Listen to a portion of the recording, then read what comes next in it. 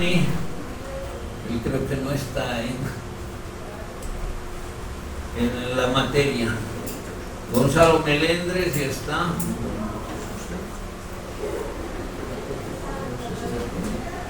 Heinz Molinedo ya está. Doctor, una pregunta. Sí. ¿Voy a cambiar a Foucault? ¿A Foucault? Sí. No, ya está tomado Foucault. Es el mío. Ah, ¿quieres cambiar el título del libro? Ya está no, bien, no hay problema. A ver, un momentito. Aquí Foucault creo que es vigilar y castigar, ¿no? No has señalado. Manifiesto del Partido Comunista de Kant, digo de Marx, y de Foucault sería ¿qué? Quisiera cambiar el autor en realidad por la sociedad del cansancio de Han, japonés, no sé si conoces. Pero es que han visto que estaba Foucault y no han elegido Foucault. O sea, no pueden cambiar si han elegido. Los del libro se puede, ¿no? Pero tus compañeros han visto desde que has elegido Foucault y ya no han elegido Foucault. Si quieres puedes cambiar el libro, puede ser Vigilar y Castigar, puede ser alguna compilación como Diálogos sobre el Poder o Microfísica del Poder, también puede ser Diálogos sobre el Poder. Hay muchos libros, entrevistas, artículos de Foucault sobre el poder, pero el autor ya no, porque ya creo que alguien incluso quería ser Foucault, ¿no? Entonces es un autor que vale la pena que alguien trabaje. Tú al elegirlo ya has impedido que otros lo elijan. Puedes señalar el libro. ¿Cuál es el libro? Microfísica del Poder. Ya.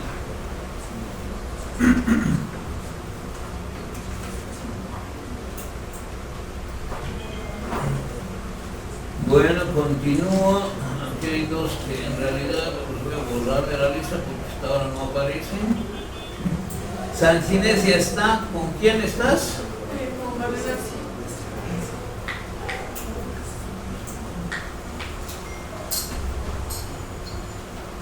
Con Valdenazzi, muy bien. Rojas ya está. Falta el segundo libro, ¿no?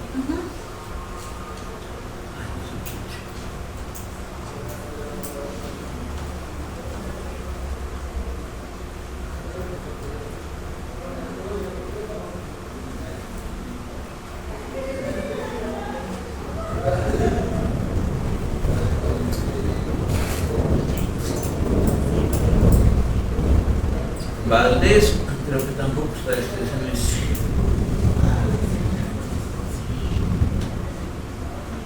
¿Hasta cuándo es retiro y adición de materia, saben? Todavía no está siquiera la inscripción. ¿Ni siquiera inscripción? No. Este viernes supuestamente. ¡Qué barbaridad! Hay un calendario del vicerrectorado, las inscripciones debían ser en enero. Enero de febrero, inicio de clases. Ya deberían estar para acabar la etapa de retiro y adición, pero parece que no toman en cuenta en la dirección las determinaciones de las autoridades superiores. Bueno,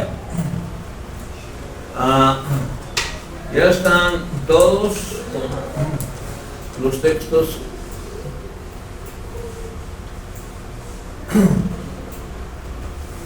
elegidos. Acá les muestro lo que ha de ser la monografía. La monografía tiene varias partes, en total 5. Aquí no están todas porque una se repite, pero bueno.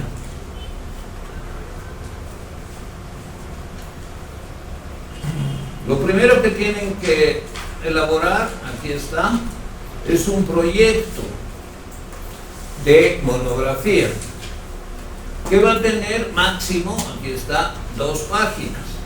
Yo esto voy a poner en el grupo, así que no es necesario que copien. Lo importante es que atiendan y que comprendan de qué se trata.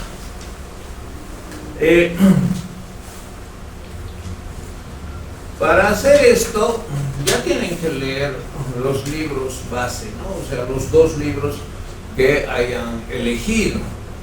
Y bueno, algo también, algunas noticias se pueden encontrar en internet sobre los dos autores.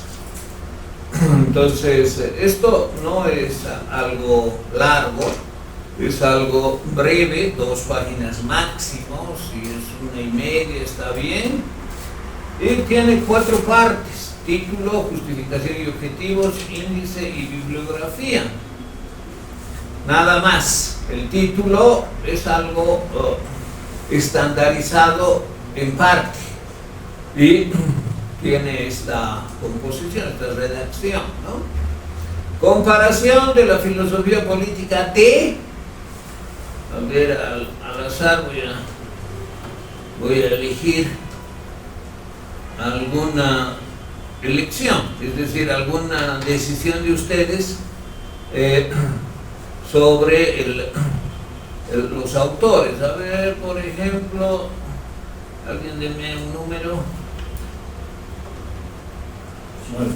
9. Moro y Nozick. ¿Está bien? Voy a tomar en cuenta ese trabajo al azar.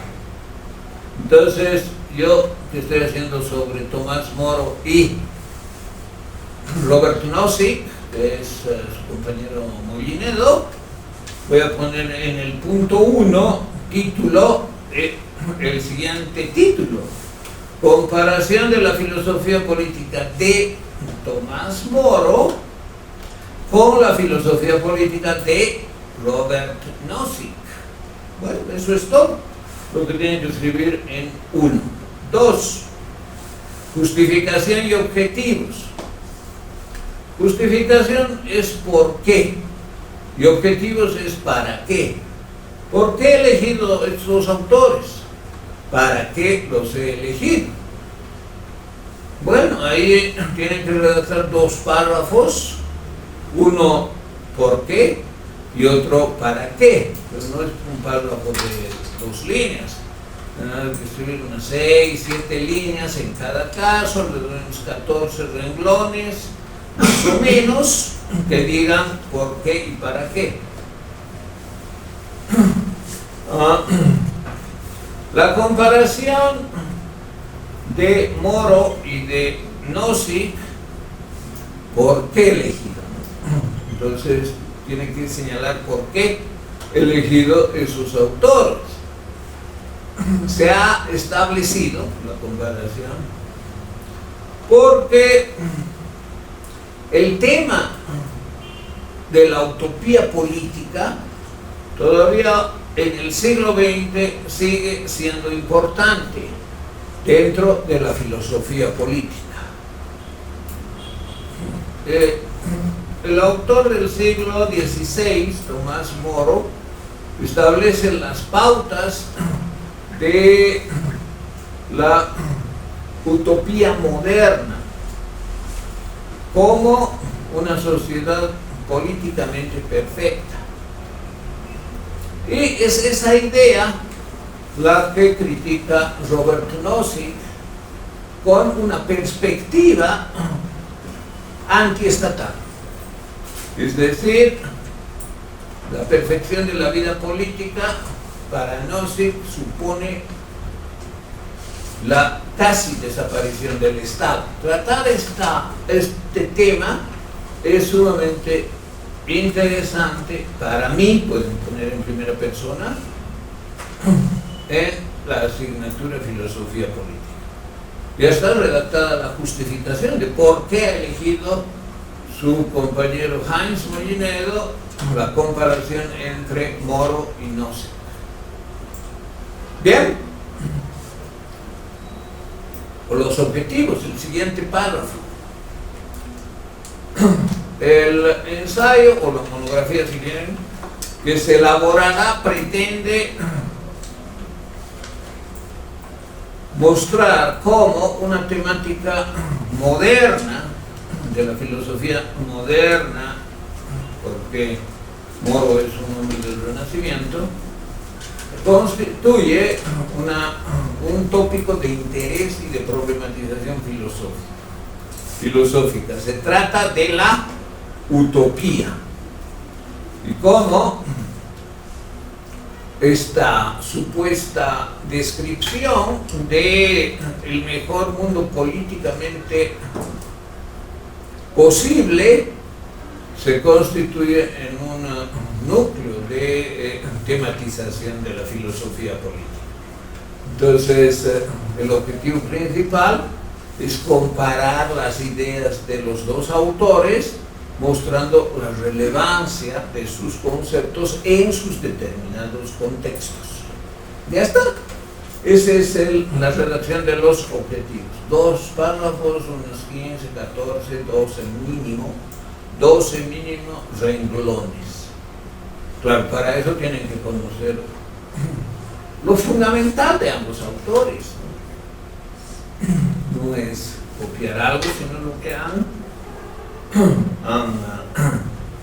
captado después de una lectura, aunque sea superficial, aunque sea saltada, de ambas obras. En el caso de su compañero, los libros clásicos de los dos, de cada uno. 3.3, índice. Sobre el índice se trata solo de títulos y subtítulos, sin muchas divisiones, ¿no? Algunos ponen 1.1, 1.1, 1.1, no. Esa división que se llama decimal no es apropiada para un ensayo filosófico. Eso es para informes de consultoría, no para un texto de reflexión filosófica que tiene supuestamente cierta profundidad. Entonces, el índice traten de usar un formato clásico, ¿no? Si quieren números romanos, números arábigos, ABC, de esa manera. Voy a explicar, tomando en cuenta esta otra parte. ¿Qué partes tiene el índice? Tiene una parte estándar que les indico ahora, pero que ustedes tienen que llenar con el subtítulo propio. Es decir, aquí no está, pero lo primero del índice es obviamente la introducción, que va a tener su monografía como primer punto, introducción. Si quieren, enumeran, si quieren, no. Esa enumeración cero, introducción, es absurda, ¿no? No viene al caso, como va a ser un apartado con el número cero, ridículo. Puedo que cometan esas torpezas. Introducción, si quieren le ponen número 1 o si quieren ningún número.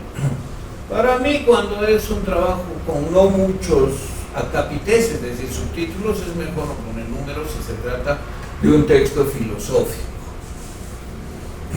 Segundo punto, o si quieren un número 1, contexto histórico-político. Siguiente punto, que puede ser el 3, aquí está con 2 porque se asume que el 1 es introducción.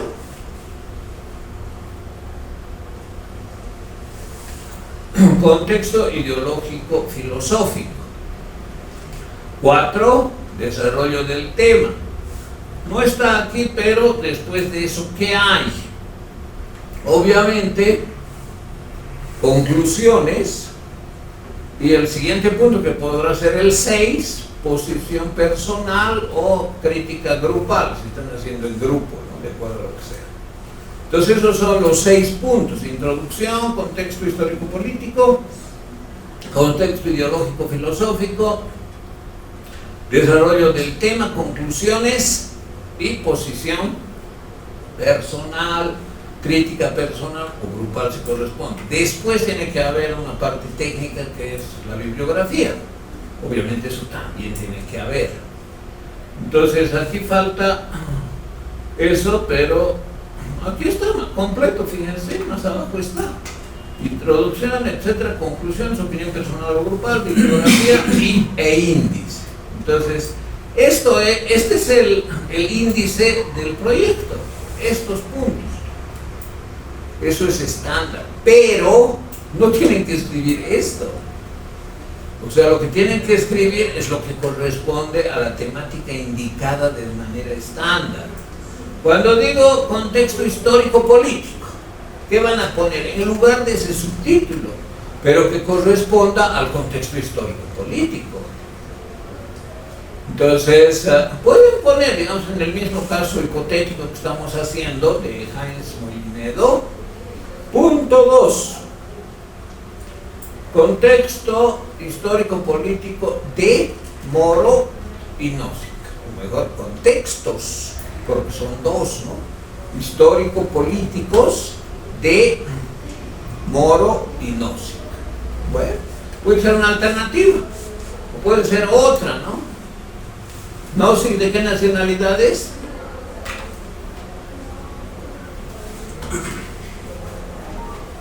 Me parece que es norteamericano, ¿es? Pues austriaco. Bueno, hasta que ves. ¿Qué? Norteamericano. Norteamericano, ¿no? Sí. Está bien. Entonces puedes poner el lugar de contexto histórico-político, Italia del siglo XVI y Estados Unidos en el siglo XX. Bueno, entonces fíjense, ese título va a ir en lugar de contexto histórico-político. Ahora bien, en el índice, que es lo que nos ocupa, estamos en el punto 3, ¿qué va a poner? Punto 3, índice. Abajo, punto 1, introducción. Punto 2, digamos, Italia en el siglo XVI y Estados Unidos en el siglo XX. Ya está bien. Después de eso, tiene que presentar algo más, algo propio de cada contexto. Digamos, inciso A. Pero no me he equivocado, no es Italia, es Inglaterra. Moro es inglés, ha sido Lord y Canciller. Pues en lugar de Italia tiene que ser, está pensando en el Renacimiento, Inglaterra en el siglo XVI y Estados Unidos en el siglo XX. Perfecto, ese es el título, subtítulo 2. Debajo, inciso A. Inglaterra ¿de qué rey era canciller? Enrique VIII y sus 6 esposas, ¿no? Bueno, entonces el tiempo de Enrique VIII, eso puede ser el inciso A. Inciso B puede ser vida y obra política, no, vida y obra de Tomás Moro. Inciso C, se salta a Estados Unidos en el 20, ¿no? Estados Unidos o América de Nozick, es decir, cómo era Estados Unidos en el siglo XX, en el país en el que nació Nozick y vivió, enseñó y escribió. Nozick es muy radical, porque es casi anarquista. ¿Tú dirías que es anarquista? ¿Lo conoces? Parte, no, varios de la historia, pero ya es bastante, se aproxima a ello, pero dice, debe haber algo mínimo, no puede... Por lo menos tiene cierta tendencia, sí, ¿no? Sí. Hay cierto rechazo al Estado. Eso a mí personalmente me gusta. Ese rechazo que tiene al Estado. Bueno, entonces algo que tiene que ver con su contexto histórico-político de Nozick, ¿no? También puedes poner inciso D, biografía o biobibliografía de Robert Nozick. Todo esto que estoy inventando son solo ejemplos, pero hay punto 2, A, B, C, D. Nada más tienen que presentar en el proyecto en el índice. Entonces fíjense, hasta ahora el índice, ¿cuántas líneas tiene?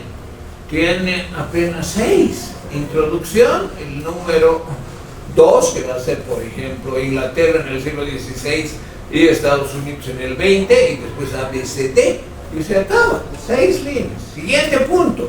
El siguiente punto es contexto ideológico filosófico. Entonces, en lugar de poner contexto ideológico, o pueden poner, ¿no? Contextos ideológico-filosóficos de Moro y Nozick. Ya, bueno, entonces ahí otra vez A, B, C, D, y pondrán los incisos que corresponda, que piensan desarrollar. Esos son los incisos que piensan desarrollar. Algo tienen que leer de los dos autores. Tienen que leer algo. Qué bien que ya hayas empezado a leer a Nozick, ¿no? Y claro, se lo ignora porque en general hay que ignorar el anarquismo. La política, claro, lo más pernicioso es alguien que aboga contra el Estado. Y ese es el anarquismo, ¿no? Los grandes enemigos del marxismo no eran los capitalistas, eran los anarquistas. Bueno, entonces, punto 3 puede ser contextos ideológico-filosóficos de Moro y Nozick. Inciso A. ¿Cuál es el contexto ideológico-filosófico de Moro, Inglaterra en el siglo XVI? ¿Qué ha pasado? ¿Qué tendencias había? ¿Qué filosofía había?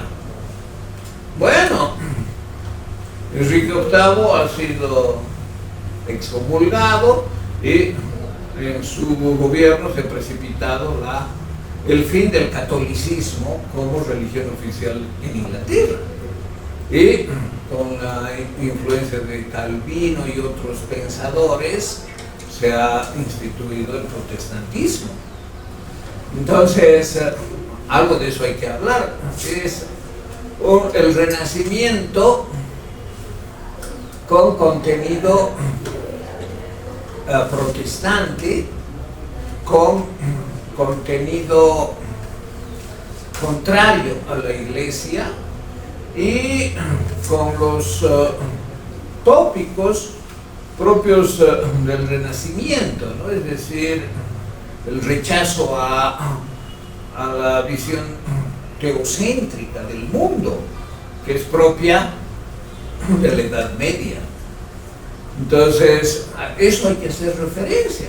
¿Qué ha hecho Moro al respecto? Moro era muy cristiano, muy católico, y él se ha opuesto a favorecer el divorcio de Enrique VIII, que quería divorciarse para casarse con Ana Bolena, y por eso al final fue decapitado por Enrique VIII.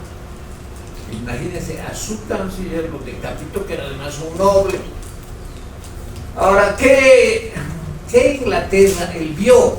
Moro vio la Inglaterra de principios del siglo XVI, que era una Inglaterra caótica, ¿no? De mucho bandidaje, de grandes diferencias, de una miseria extrema. Para comprender los contextos, lo mejor es leer novelas. Y hay novelas de esa época, ¿no? Novelas de Dickens, por ejemplo, que muestran cómo era el mundo en ese tiempo, en el siglo XVI. Había gente que no tenía qué comer, que vivía en la miseria.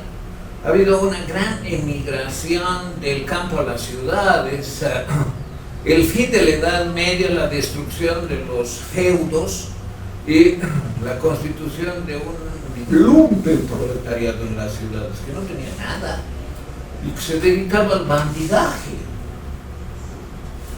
Claro, son los personajes de ficción, pero esa es una buena manera de conocer el contexto político, económico, cultural, para comprender mejor las ideas. Entonces, como les adelanté en alguna ocasión, los utopistas no critican directamente el mundo en el que viven.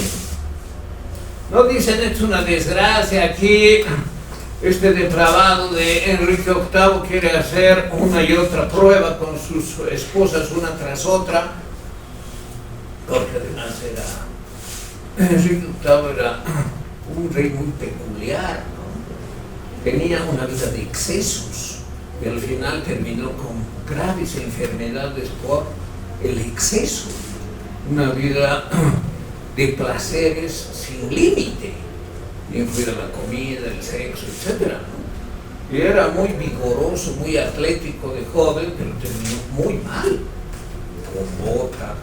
Y bueno, entonces frente a estos excesos de la nobleza, claro, la gente se moría de hambre en las ciudades que no tenían absolutamente ningún servicio, ¿no?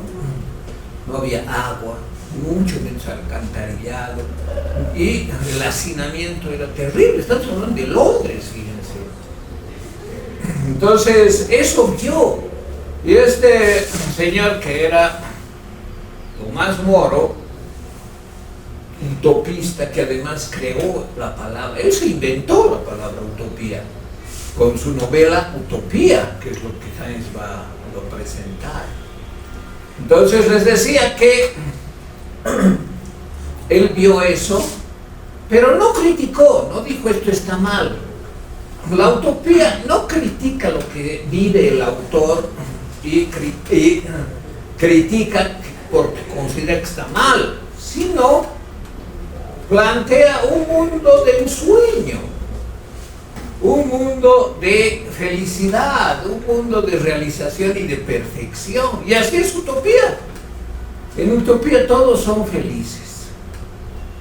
No hay dinero.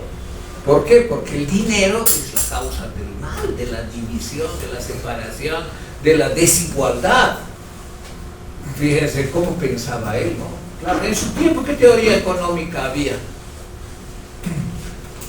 Es el Renacimiento, todavía está en germen, había una asociación de la riqueza con el metálico.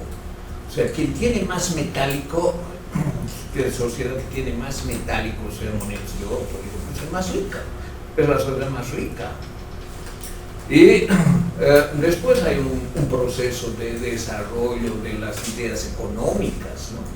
Entonces, eso hay que expresarlo en distintos parágrafos, en distintos incisos, con títulos adecuados. Después pueden cambiar un poco el título, ¿no? Porque desde el principio no van a saber todo, pero pueden acomodar los títulos a lo que encuentren sobre lo ideológico, sobre lo filosófico. Había, claro, en la época de Moro, en la filosofía inglesa, bueno, ya apareció, por ejemplo, Roger Bacon, no Francis Bacon, Roger Bacon. Después aparecería Francis Bacon. Entonces había siempre, y esa es la característica de la filosofía inglesa, una tendencia empirista, ¿no? Que rechaza las elucubraciones metafísicas y teológicas que son propias de Alemania, ¿no? Alemania es el país de la elucubración metafísica por excelencia, por antonomasia. O sea, no hay más en la elucubración filosófica que la de los alemanes. Eso está claro. Bueno, entonces eso hay que expresarlo en subtítulos, ¿no? Por ejemplo, la realidad económico-política, eso podría entrar en histórico-político, pero relacionado con las ideas económicas, las teorías económicas, la filosofía, y eso puede ser, por ejemplo, 2, 3 subtítulos referidos a Bacon, ¿no? O perdón, a Moro, que puede ser, por ejemplo, ideas renacentistas y empirismo en Inglaterra, puede ser un subtítulo. Otro subtítulo puede ser concepciones utópicas. Moro no fue el único. En su tiempo, y hasta un siglo después, se dieron varias producciones. Generalmente los utopistas hacen novelas, no hacen grandes tratados al estilo alemán, ¿no? Que es lo prolegómenos para la introducción, no sé qué, sino hacen novelas, los utopistas. Y ese es el caso también de Moro. Hay otro que escribe incluso antes de Moro, un libro que se llama Ucronía. Piotr, algo así apellido, no me acuerdo bien. Ucronía. Y después de él son más conocidos, ¿no? Está Francis Bacon con La Nueva Atlántida, está Campanella con La Ciudad del Sol, y hay algunos otros más, ¿no? Tommaso Campanella en Italia. En Inglaterra está Moro y Francis Bacon. Entonces, fíjense, el utopismo es un movimiento, una filosofía política. No es él el primero. Platón, como les había dicho en una clase anterior, es utopista en cuanto a sus ideas políticas. Por eso el cuadro de Rafael, ¿no? Les había comentado, señalando al cielo. Porque soñaba, pues, a ver que el filósofo sea rey. Ese es un sueño. Bueno, entonces aquí 4 subtítulos y basta. Pero hay que saber algo para poner buenos títulos, y no hemos hablado de Nozick, ¿no? AB será para Moro, CD para Nozick. ¿Qué cosa de la filosofía política de Nozick? Hay que presentar algo del anarquismo, el anarquismo en Estados Unidos.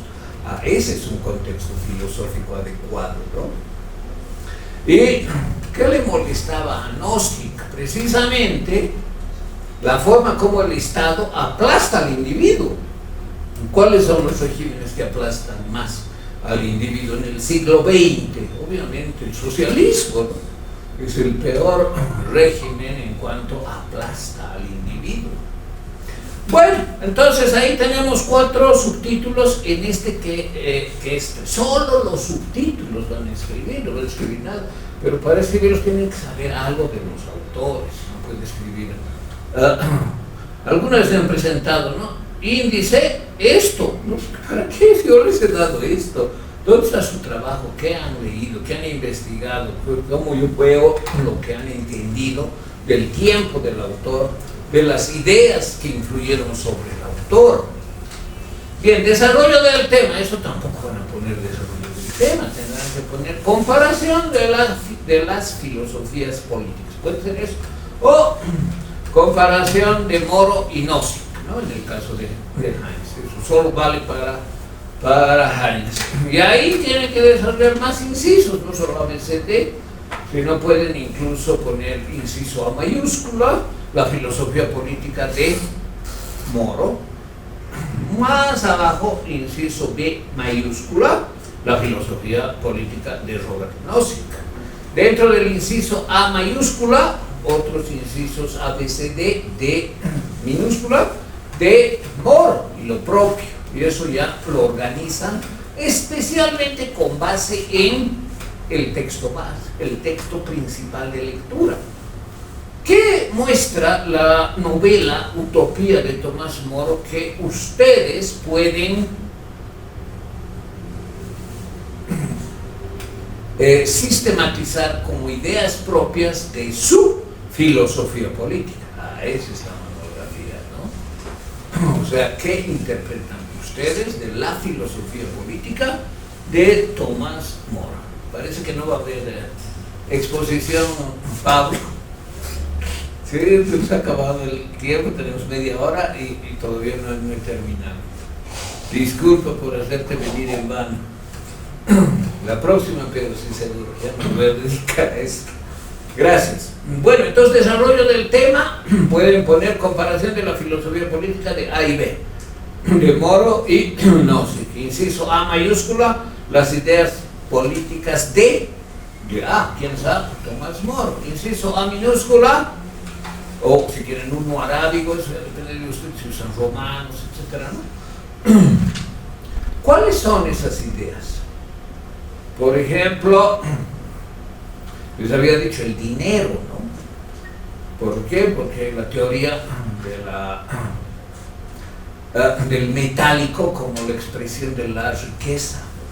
Pero también hay otras circunstancias que describe Moro como parte de la vida perfecta, políticamente perfecta. No hay propiedad privada, fíjense. O sea, nadie es dueño de la tierra, nadie es dueño de la casa donde vive. Las personas rotan en las casas. Un tiempo, aproximadamente unos 10 años, una familia ocupa una casa y después la otra.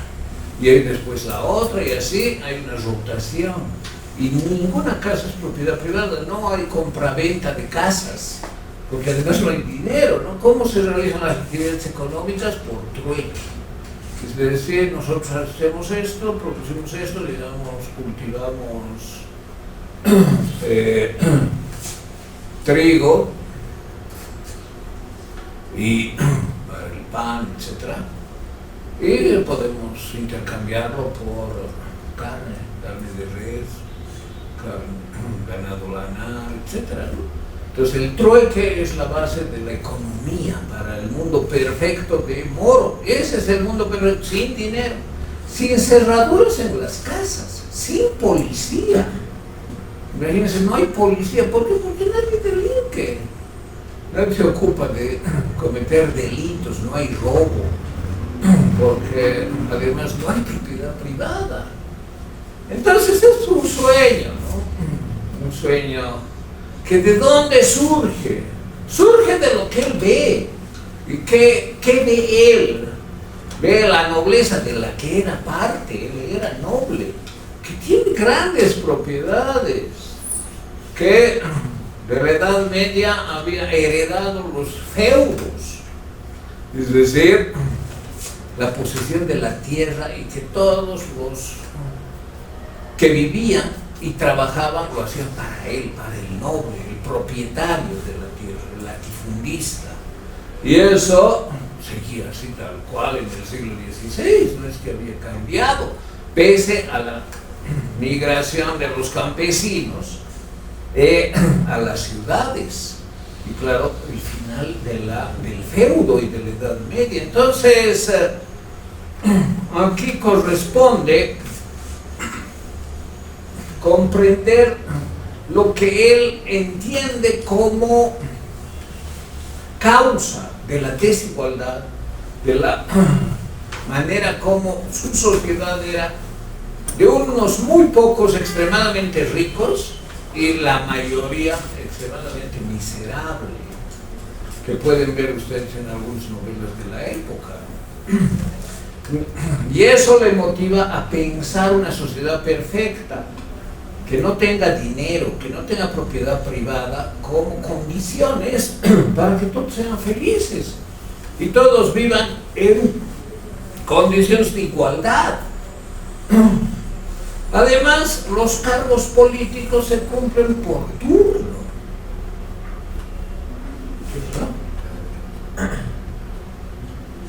Se cumple por rotación.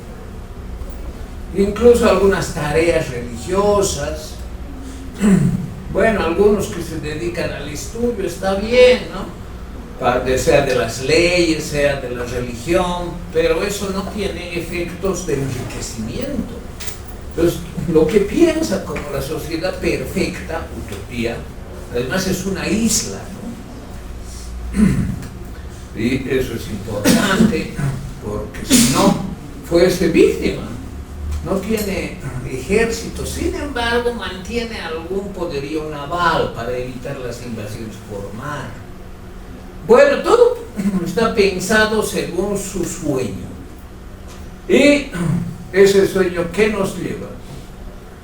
En general las utopías tienen una característica que se denomina socialista. La mayoría de las utopías son socialistas. ¿Cuál es la característica general del socialismo? La característica general del socialismo, como dicen los utópicos, no como dice Marx, aunque tampoco es muy diferente, ¿no? Es una sociedad en la que todos trabajan. Eso decía, por ejemplo, eso decían los utópicos franceses, Fourier, Saint-Simon. En la sociedad socialista todos trabajan. Ahora, claro, todos trabajan no haciendo lo mismo, pero algunas tareas se rotan para cumplirlas. Nadie explota a otro ser humano. No hay explotación del hombre por el hombre. ¿Y cuál es la explotación? La que provoca el capitalismo. Claro, yo soy dueño de la fábrica Así que o tú te mueres de hambre o trabajas para mí como obrero y yo te voy a pagar este sueldo cuando termines la primera semana y ese es tu salario, no al principio, al final del trabajo. Eso es muy importante, pagar al final.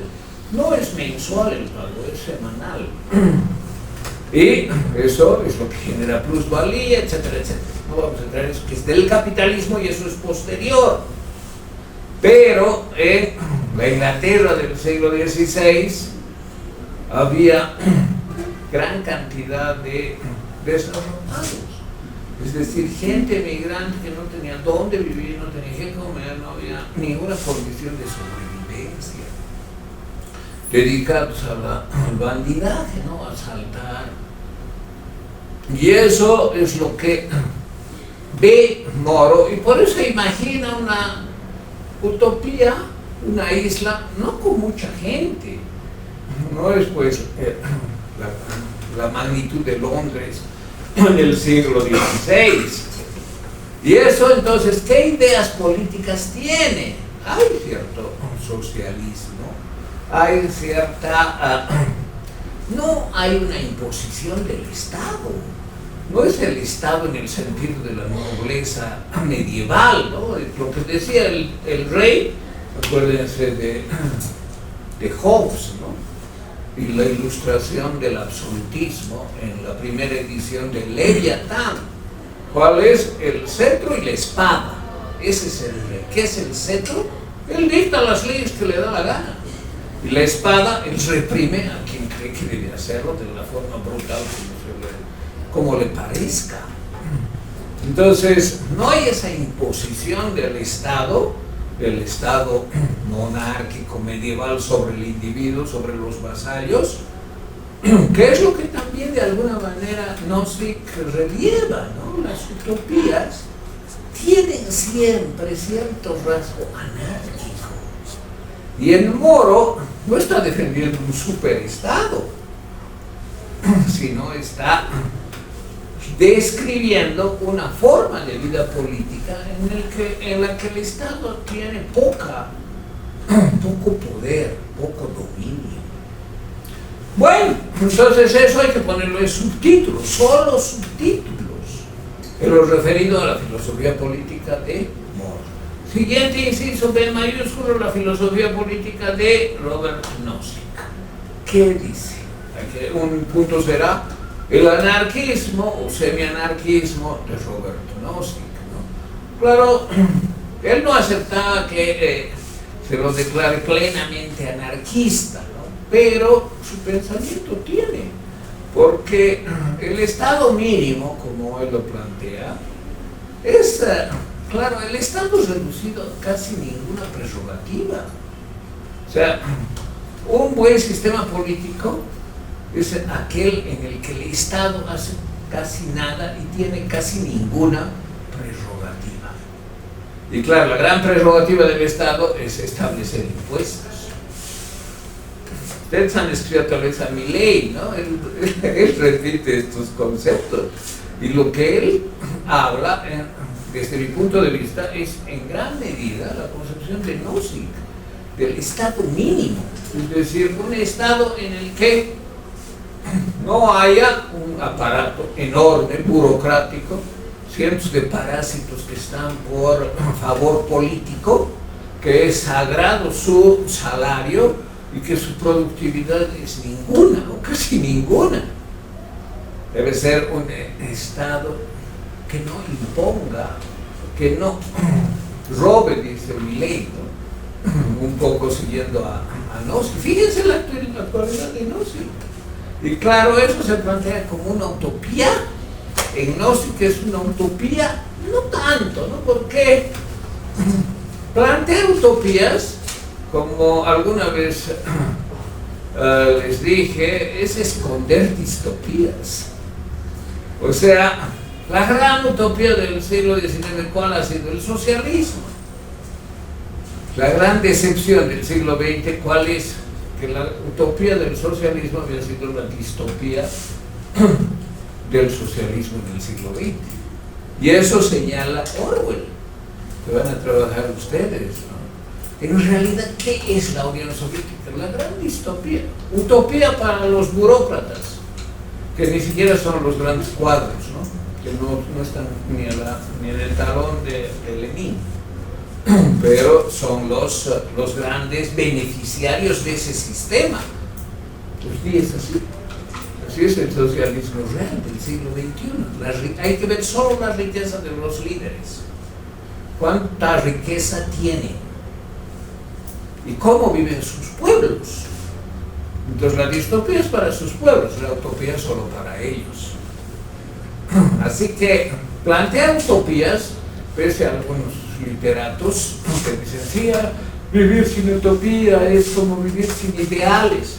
Ese discurso de plantear utopías ha terminado encubriendo las distopías reales en las que se han convertido los proyectos socialistas. Y esa es la realidad del siglo XX y todavía ahora en el siglo XXI, con el socialismo del siglo XXI. Bueno, entonces es pues un tema muy actual el que ha elegido Heinz al elegir a un autor muy actual, al elegir a Nozick, y comparar con alguien que se imaginó una utopía perfecta sumamente interesante, ¿no? Y en esta parte del índice solo tiene que poner unos subtítulos, digamos unos 8 subtítulos en total. Y ahí se acaba.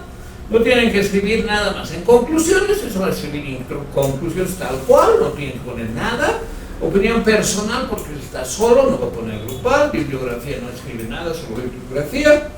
Índice solo escribe índice. Entonces, estos 4 subtítulos se repiten casi igual, menos este que no va a poner grupal. Se repiten lo mismo que introducción. Y eso va en el punto 3 del índice. Entonces, índice 1, introducción. 2, lo que hemos dicho, ¿no? Sobre el contexto filosófico, político, histórico-político.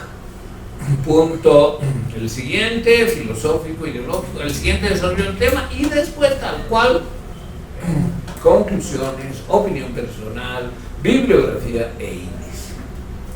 Y en el punto 4 del proyecto, porque estamos hablando del proyecto, que ahora mismo vamos a fijar la fecha de su presentación, que normalmente yo les doy un mes, ¿no?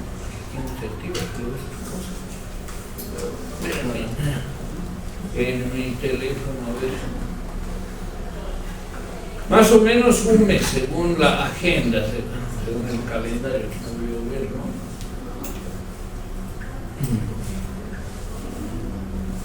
¿no? A ver, un mes, si alguien tiene calendario me puede ayudar, dentro de más o menos mediados de marzo. Febrero tiene 28 días, ¿no? O este año tiene 29, ¿no? 29. 29, entonces que sea a ver, 12, 19, será 20, lunes 20 es de marzo. ¿Martes? Miércoles 20. Entonces que sea lunes 18, por favor, aquí voy a escribir. Aquí normalmente esta parte está separada para lunes 18 de marzo, para presentar 2 páginas, pero que expresan bastante trabajo. No es que van a poder, no sé dónde está aquí la agenda, a ver, perder el tiempo, no sé si el reloj tengo, pero no tengo la ley, agenda, es un poco antiguo este teléfono.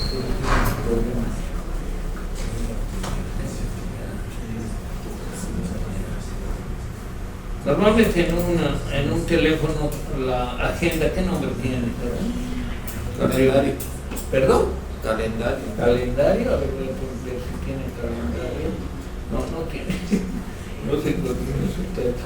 Ya no importa, quedamos así. Lunes 18 de marzo, la entrega de esta etapa.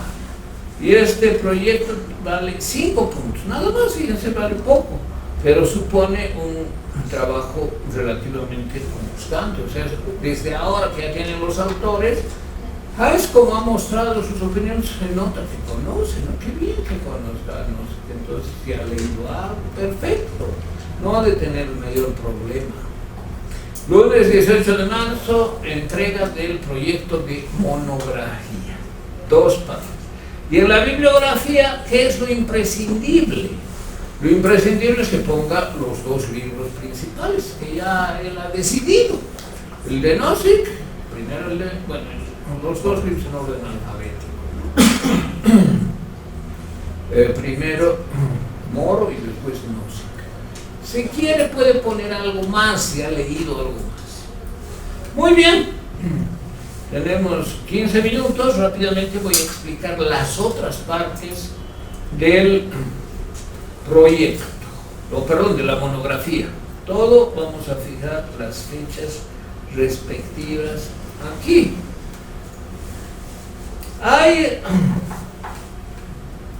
Si ustedes ven el sílabus, hay 3 avances, aquí están, ¿no?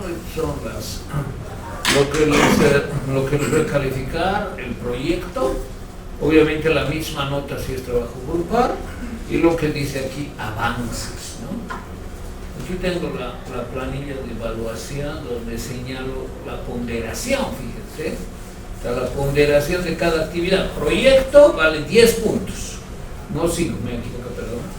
Y los 3 avances valen 5 cada uno, total 15 más los 10, 25, y la presentación finalmente del informe, es decir, el texto, la monografía propiamente dicha, vale 15 puntos, y después la exposición 10. Total, ¿cuánto suma esto? 50. 10 el proyecto, que es muy importante porque dirige lo que van a hacer y muestra el empeño que han tenido para hacer la monografía. 5 cada avance, 15 el texto. ¿Cuántas páginas va a tener más o menos el texto? Más o menos va a tener unas 25. Está bien, 25 páginas una monografía, no van a entregar 10 páginas, ¿no? Es muy poco, además comparación, ¿no? Van a trabajar 2 autores con relativa exhaustividad y van a hacer sus propias comparaciones. Muy bien, entonces estas 3 actividades que son avance 1, avance 2 y avance 3, y cada una vale 5 puntos, ¿en qué consiste? ¿En qué consiste cada uno de estos 3 avances? Van a presentar la redacción de lo que sería, en cada caso, una parte. Primer avance es sobre contexto histórico-político. O sea, lo que van a presentar en la monografía contexto histórico-político, no con ese título, con subtítulos, etc., lo presentan como primer avance.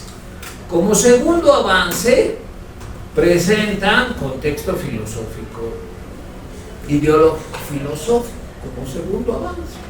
Y como tercer avance, desarrollo del tema, que no necesariamente debe ser todo, puede ser solo una parte. Digamos, comparación de un concepto, ¿no? ¿Qué entiende Moro por utopía? ¿Qué entiende Nozick por utopía?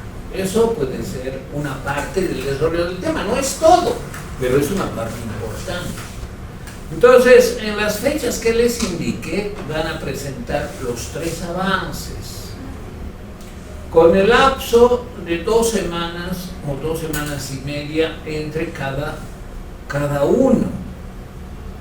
Entonces hay aquí hay un pequeño error.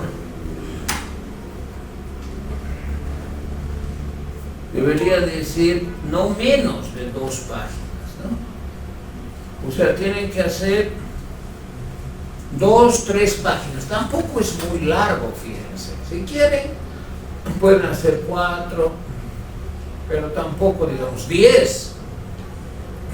Es un avance. Y pueden en general yo valoro mucho, usar inteligencia artificial. Úsenla. Entonces, yo supongo que saben hacerlo, ¿no? No es necesario para presentar monografías llegar a usar inteligencia artificial, pero este tiempo yo creo que hay que alcanzar cierto conocimiento, porque en el futuro va a ser mayor. Va a ser...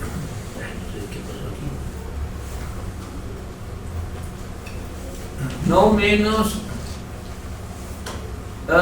aquí sí está bien, por eso es que venía este error. Menos de 7 páginas en el caso del desarrollo del tema. Lo otro, no menos de 2 páginas, no menos de 2 páginas. Como les he dicho, yo voy a enviar esto en el grupo para que tengan ustedes, no es necesario, con las fechas de cada presentación, con un intervalo de 2 semanas y media desde la presentación del proyecto. Entonces, 2 semanas y media después o 2 semanas después presentar el primer avance, 2 semanas y media después o 2 semanas el segundo y así el tercer avance, y después de otras 2 semanas, en total van a ser 2 meses más el mes, 3 meses. De esta forma, el cuatrimestre, el semestre no tiene 6 meses, no se llama semestre, pero no son 6 meses, son 4 meses y medio, son alrededor de 17 y media semanas. Pues contando 18 semanas, van a quedar alrededor de unas 4 o 5 para la última parte de la monografía, que es la exposición. Es decir, sea en grupo o individualmente, vamos a dedicar una sesión, que van a ser al final unas 8, máximo 10, es decir, 4 semanas o 5, para profundizar los autores que ustedes han trabajado. Y aquí Heinz nos va a ilustrar sobre la comparación de Moro y Nozick que él haya realizado de esta manera, de una manera responsable, exhaustiva, empleando inteligencia artificial. Lo que les pido no es que pongan y lo que la IA les produzca, eso presentan.